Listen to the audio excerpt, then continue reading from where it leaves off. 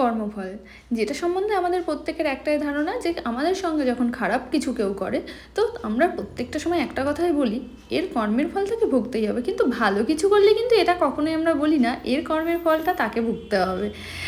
কারণ আমরা বিশ্বাস করি খারাপের ফলটা ঈশ্বর তাড়াতাড়ি দেয়, কিন্তু ভালোর ফলটা দেয় না। না, এটা সম্পূর্ণ ভুল। ঈশ্বর যেমন খারাপের ফলটা নিজের হাতে দেয় না, ভালোর ফলটাও কিন্তু নিজের হাতে দেয় না।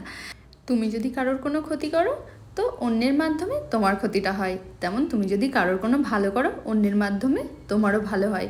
মানে ধরো তুমি কখনো অনেকের হেল্প করেছো বা অনেকের সাহায্য করেছো, ঠিক তোমার জন্যেও ঈশ্বর কাউকে না কাউকে পাঠিয়ে দেবে নিঃস্বার্থভাবে সাহায্য করার জন্য। হ্যাঁ, এটা আমি ভীষণভাবে রিয়েলাইজ করেছি এবং আমার সাথে এরকমই ঘটনা ঘটেছে। তো সত্যি আমি সেই সব মানুষের কাছে ভীষণভাবে কৃতজ্ঞ যারা আমাকে নিঃস্বার্থভাবে আমার সাহায্য করেছে সমস্ত কিছুতে।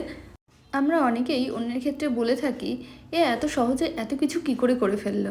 অ্যাকচুয়ালি না, একটা মানুষ যখন নিজের কাজে ভীষণ সৎ থাকে তখন তার দ্বারাই সব কিছুই সম্ভব হয়, সেটা আমি হই বা অন্য কেউ বা তুমি। তো সবার ক্ষেত্রে সবটাই সম্ভব। আর একটা কথা বলবো, এটুকু বিশ্বাস রেখো যে ভালো কর্মের ফলও পাওয়া যায়, সেটা আমি পেয়েছি তুমিও পাবে। আর আমার এই শ্যুটটা তোমাদের কেমন লেগেছিল অবশ্যই তোমরা জানিও, কমেন্টস করো।